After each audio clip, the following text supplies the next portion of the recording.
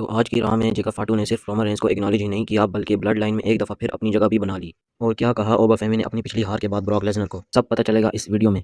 तो दोस्तों, आज की मंडे नाइट रॉ जो इटली से हमें देखने को मिली ख़त्म हो चुकी है और इस रॉ में काफ़ी कुछ देखने को मिला है। तो शुरू करते हैं बिना किसी देरी के। तो शो की शुरुआत में रोमन रेंस आते हैं और आज क्राउड रोमन रेंस का थीम सॉन्ग गा रहा होता है।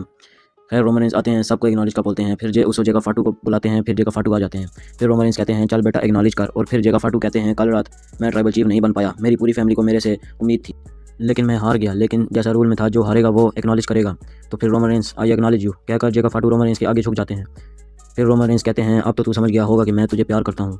उसके बाद जे और जिमी ऊसो और Roman Reigns we the ones बोलकर उंगली उठाते हैं, लेकिन सबसे शॉकिंग मोमेंट तब था जाटू भी उंगली उठाता है और इससे पता चलता है कि अब जेका फाटू भी रोमन रेंस की टीम का हिस्सा है। उसके बाद रोमन रेंस वहाँ से चला जाता है। फिर पेंटा, कार्मेलो हेस, सोलो सिग्वा और ओबा फेमी का फाइनल 4 में मैच होता है king of the ring tournament का, जिसमें ओबा फेमी विक्ट्री निकाल लेते हैं और अगले राउंड में जगह बना लेते हैं।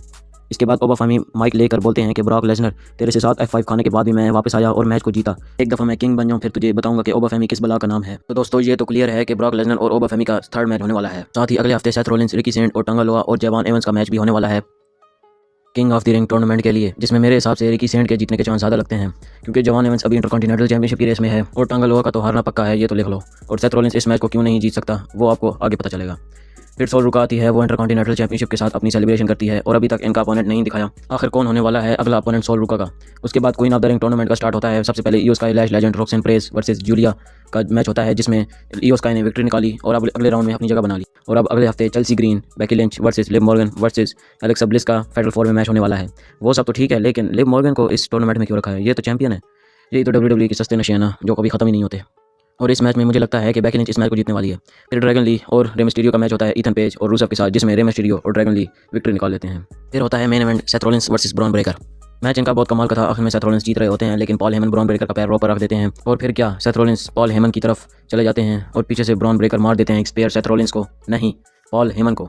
हाँ, निशाना गलत हो गया। फिर सेथ रोलिंस रिंग में वापस जाते हैं और ब्रॉन ब्रेकर सेथ रोलिंस को स्पेयर मारने लगते हैं, लेकिन जब स्पेयर मारते हैं तो वो खुद ही गिर जाते हैं। कुछ समझ नहीं आता क्या हुआ, लेकिन पता चलता है कि सेथ रोलिंस ने बेल्ट पहनी हुई थी। अब ये बेल्ट पता नहीं कहाँ से किसी फैन की होगी, उठा ली होगी, जिसकी वजह से ब्रॉन ब्रेकर घायल हो जाते हैं और वो ज़मीन पर गिर जाते हैं और सेथ रोलिंस पिन करके इस मैच को निकाल लेते हैं। और अब मैं आपको बताता हूँ Seth Rollins king of the ring tournament में पहला मैच क्यों नहीं जीतेगा, क्योंकि ब्रॉन ब्रेकर अब बदला लेना चाहेगा इस हार का। तो शायद अगले हफ्ते ब्रॉन ब्रेकर इंटरफेयर करके सेथ रोलिंस को डिस्ट्रैक्ट करके अपना बदला ले ले और king of the ring tournament से उसको बाहर कर दे। तो अब तो आप समझ गए होगे। और इसी के साथ यहीं पे ये रॉ खत्म हो जाती है। बाकी अब आपसे मिलते हैं अगली वीडियो में। अपना ख्याल रखिएगा। अल्लाह हाफिज़।